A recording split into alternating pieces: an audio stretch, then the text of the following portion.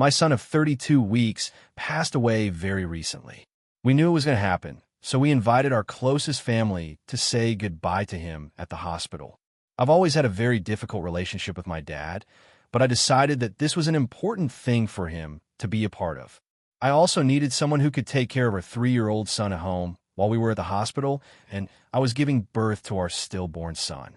He calls me the day before he arrives, asking when I expect to give birth. I tell him that I do not know exactly, since the birth is induced, and it could take anywhere between hours to days for my body to react to the medication. He responds, "Well, I need to let my work know how long I'll be away, so I need a better time frame than that." I repeat myself, as I literally do not know when I'll go into labor, but he keeps pressing me for a more precise answer with quotes like "the hospital must know, just ask a doctor, they will know," etc. In the end, my husband has to grab the phone and tell my dad to figure it out with his work. My dad then arrives with his girlfriend and is, throughout the entire day, extremely visibly distraught.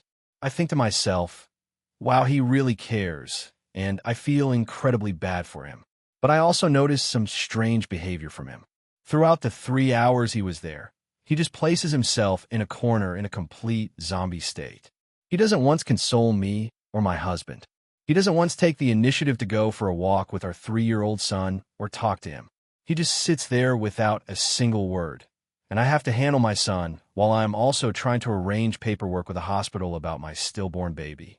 The only thing my dad tells me that day is, "You should probably go home to 3-year-old's name.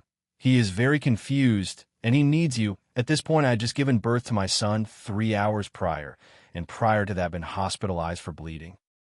My dad then ends up walking out of the room and taking the elevator down.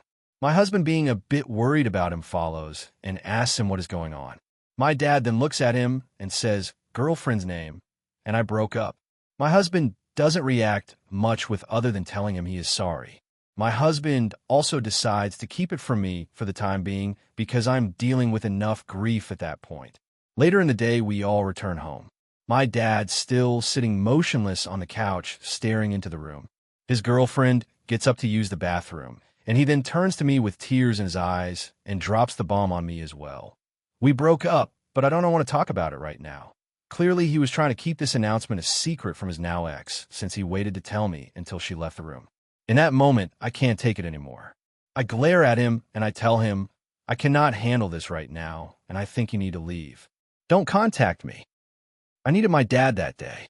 My mom passed away some time ago, and my husband's parents live halfway across the world. I needed my dad more than I had ever needed him. And instead of embracing me, telling me he loves me, telling me he loves our son, comforting me, he is lost in his own grief over his fucking breakup.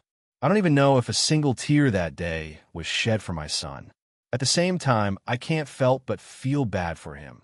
But couldn't he have waited a couple of days to tell me about this? Why did I need to know it on that day? I'm probably just an asshole, I really don't know, but I needed to vent it out. Update. My dad called today 4 times.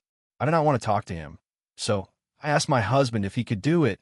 I was genuinely afraid something had happened. My dad used 30 seconds on asking how we are. The conversation then immediately turned into him complaining about his now ex. When he started telling my husband about how he has already signed up for a dating site because now he needs to find a new girlfriend, he hung up. My dad called my grandmother and complained about how difficult I was being during his visit to the hospital because I didn't ask why he was so sad. I have blocked my dad from every possible contact, and I will never let him near my family again.